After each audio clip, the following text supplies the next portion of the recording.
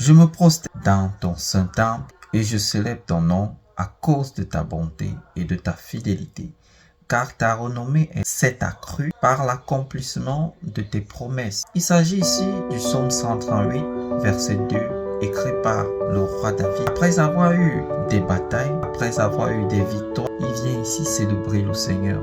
Il ne regarde pas à ce qui manque, mais il regarde à ce que le Seigneur a déjà fait dans sa vie. C'est par ces mots que je viens t'encourager de continuer à adorer le Seigneur. À un moment donné de ta vie, prends des instants d'adoration. Parce que quand tu es dans la présence de Dieu, dans l'adoration profonde, le Seigneur est capable de te parler énormément. Quand tu te prosternes devant lui, quand tu l'adores et quand tu lui donnes des éloges.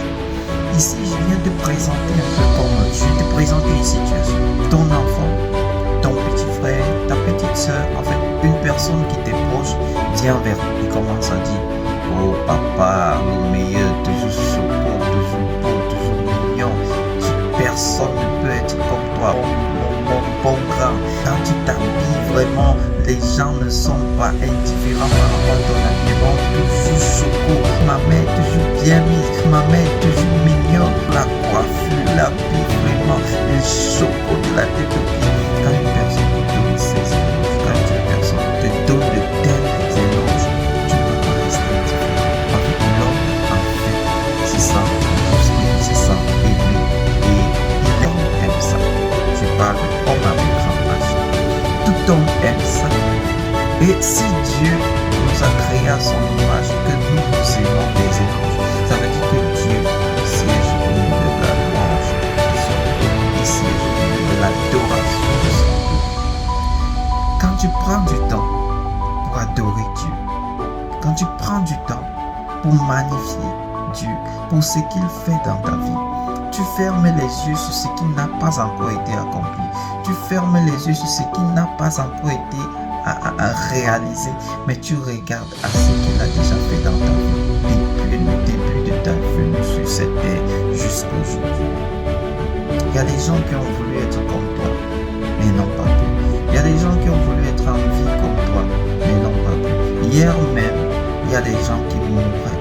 Aujourd'hui même, à l'instant que tu écoutes cette vidéo, il y a des gens qui meurent. Mais toi, tu es en vie.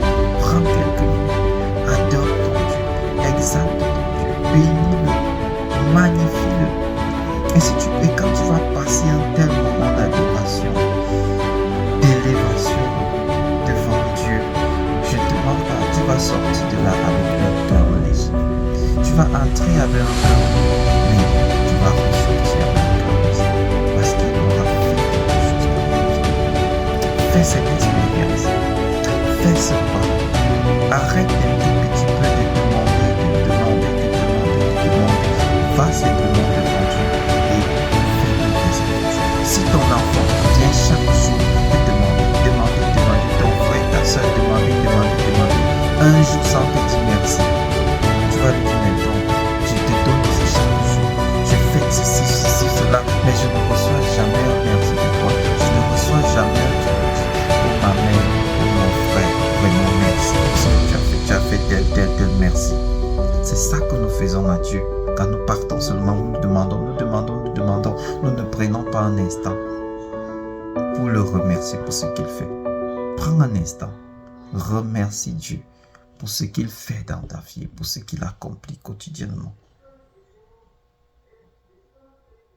Fais-le et tu vas me donner le résultat.